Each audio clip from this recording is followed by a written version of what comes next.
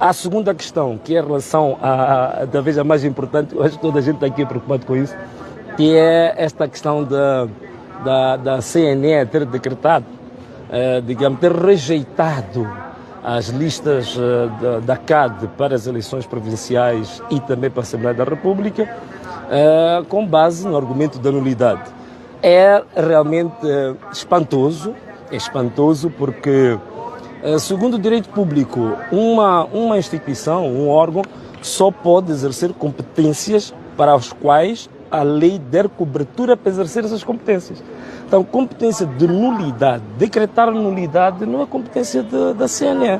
A CNE tem que verificar procedimentos e depois há um período em que, se houver irregularidades de qualquer concorrente, há um período para sanar essas irregularidades. Agora, decretar nulidade é um argumento, é um conceito jurídico que cabe arguir nulidade para os órgãos de ordem judicial, não a CNE. Portanto, é estranho como é que a CNE foi inventar nulidade como parte das suas competências, porque a lei eleitoral em nenhum momento dá competência de decretar nulidade à própria CNE. E mais grave ainda, é que toda a fundamentação que a CNE elaborou é fundamentação de situações que têm a ver com a inscrição do partido. Então, o que a CNE devia ter feito era tirar uma conclusão de anular a inscrição.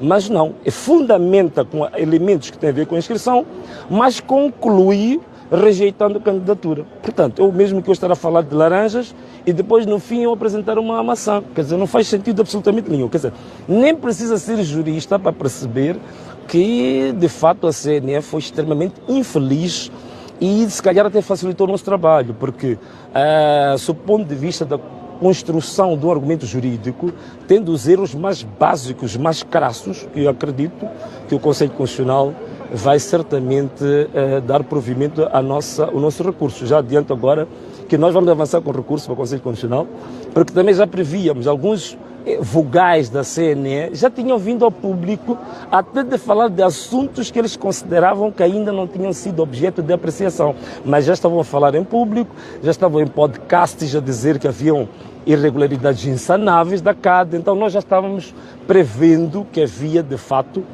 vogais da CNE que a todo custo queriam chumbar a candidatura da CAD.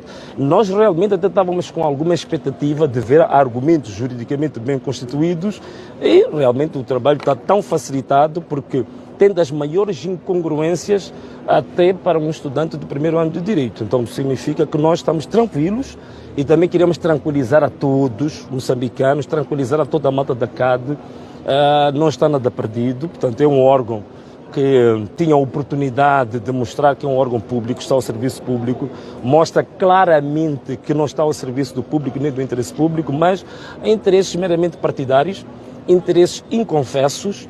É um órgão que está a demonstrar de fato que nós temos razão, quando nós dissemos no nosso manifesto que a CNE tem que ser desmantelada e criarmos uma comissão eleitoral independente, com uma outra natureza, com uma outra forma de composição, que não seja uma composição eminentemente partidária, porque esta composição partidária, ela foi válida para o período de transição do monopartidarismo para o multipartidarismo. Uma vez isso já estar consolidado, já não faz sentido hoje, com a diversidade de forças políticas que existem, coligações, grupos de cidadãos, já não faz sentido hoje constituir uma CNE em função da representação parlamentar. Isso é anacrônico, está ultrapassado, não faz sentido absolutamente nenhum. É o que nós defendemos no nosso manifesto. A CNE tem que ser desmantelada e o que aconteceu, eu acho que até é um ato feliz, porque em certa medida alguns diziam que nós estamos a exagerar em desmantelar a CNE com a natureza, a composição que tem, mas eu acho que este ato comprova isso. Este ato veio a precipitar exatamente que a CAD, o manifesto da CAD, realmente tocou num assunto essencial, que é uma nova composição do órgão eleitoral. A decisão da Comissão Nacional de Eleições foi por unanimidade. Venâncio Mundiani, dos partidos que compõem a Assembleia da República e são também membros da Comissão Nacional de Eleições. E Paulo Cuínica disse hoje que ele também concorda com a decisão tomada pela Comissão Nacional de Eleições. Claro que ele tem que concordar. Se ele não concordasse, então ele não seria esse alto-falante antidemocrático que ele sempre foi desde o início. Portanto, seria espantoso se ele não concordasse.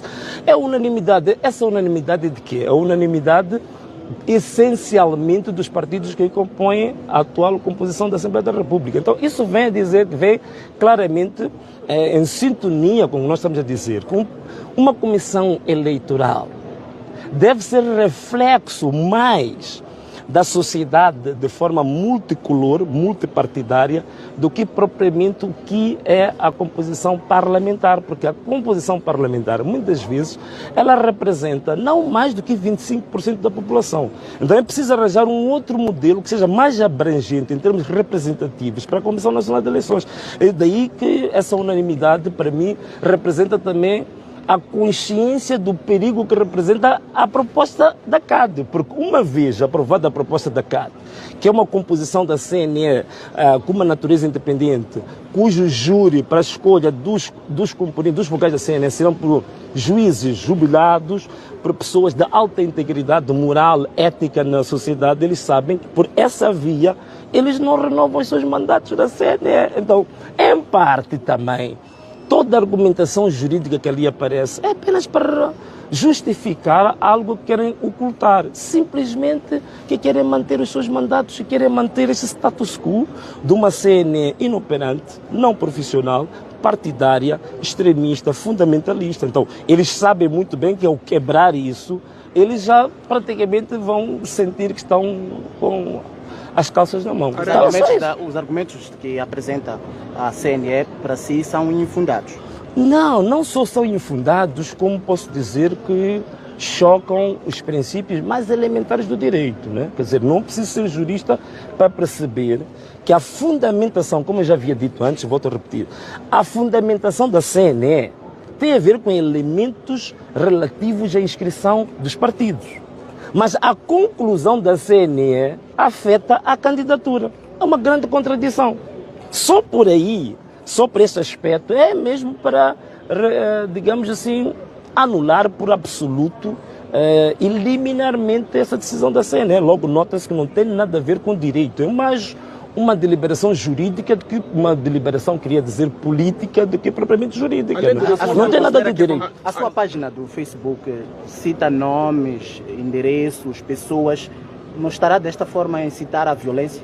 Mas tenho certeza que é a minha página, não acredito. Agora tem que ter cuidado com uma coisa só, é que existem milhares de páginas que usam o rosto de Venâncio Mondlane. Então provavelmente seja isso que tenha te induzido em... Além do recurso de questionar Venâncio Mondlane, há outro meio que vão usar para pressionar aqui? Que outro meio? Nós vamos usar os meios disponíveis. Aliás, esta é a didática que nós estamos a trazer desde o ano passado.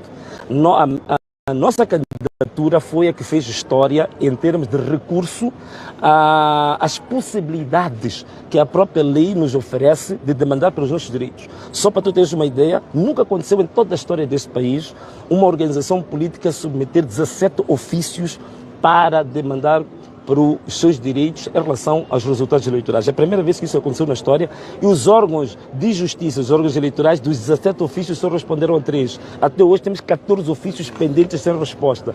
Então isto é único, é inédito. Então o que nós estamos a fazer é isso mesmo. Portanto, a nossa questão até muitas vezes não é propriamente ganhar, não é propriamente avançar e ter lugares e ganhar a presidência. Nós também entendemos que a nossa função é uma função didática. Estamos a trazer aqui uma nova forma, um novo paradigma de estar a fazer política. É por isso que vamos usar todas as janelas que estão abertas, todas as possibilidades legais que existem, nós vamos usá-las para exatamente provarmos que os nossos direitos fundamentais foram violados. Então nós vamos apresentar o recurso, muito rapidamente o recurso vai ser apresentado, é isso. Agora, em relação aos outros meios, não vou desta forma, de forma nenhuma, incentivar as pessoas a usar outros meios. Os meios oficiais são estes. Agora, também há um outro elemento aqui que é preciso levantar aqui, que é importante. Eu não sou presidente da CAD, muita gente confunde. Eu sou candidato presidencial da CAD. Agora, a CAD oficialmente ainda vai se posicionar relativamente a esta questão. Agora, estou aqui a dar um posicionamento do candidato presidencial da CAD em função dos elementos que estão disponíveis.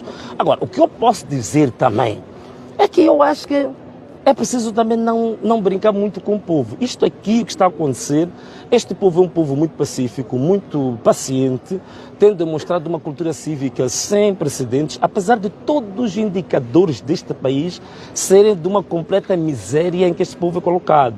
Só para vocês terem uma ideia, só o último relatório agora do FMI, do grupo, a missão do FMI, mostra um cenário catastrófico para os próximos 5 anos. Quer dizer, primeiro na função pública você não vai ter aumento de salários. Mesmo os juízes que agora estão a ameaçar decretar a greve, os juízes, os magistrados, os médicos, os profissionais de saúde, não existe neste momento capacidade absolutamente nenhuma do Estado, como está sendo gerido e com aquilo que é o posicionamento do FMI de melhorar os salários nos próximos tempos. Portanto, o cenário é catastrófico que vem para Moçambique.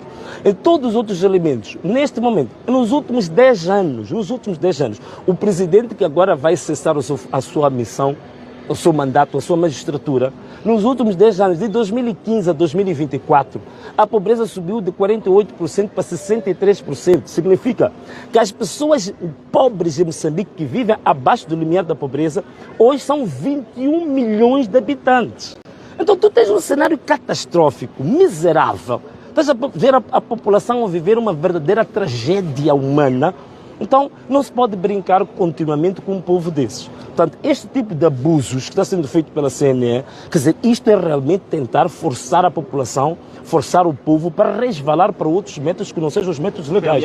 Isto é... Disse de outra vez. Sim, eu digo isso. A própria CNE, tendo um povo que está acreditando que a partir de um processo eleitoral, de um processo legal, é possível manifestar a sua vontade política, a própria CNE está a negar esse direito legal do povo fazer as suas escolhas. Significa que temos um órgão público que vive dos nossos impostos, que tem um mandato público do povo para salvaguardar os interesses do povo e está a agir à margem da lei, está a agir ilegalmente, está a agir como uma extensão, como um tentáculo do regime opressor desse mesmo povo. Então o que é que esperam que vai acontecer com isso? Se o povo for à rua, a CAD estará a par com o povo? Se o povo for à rua, a CAD estará com o povo? Claro que sim! A minha inscrição aí atrás já diz tudo. O que nós vamos fazer é exatamente o que está escrito aí atrás, é o que eu tenho feito sempre. Não estou muito preocupado com a minha própria pessoa, mas eu estou muito preocupado com o interesse público. É isso que eu sempre vou defender.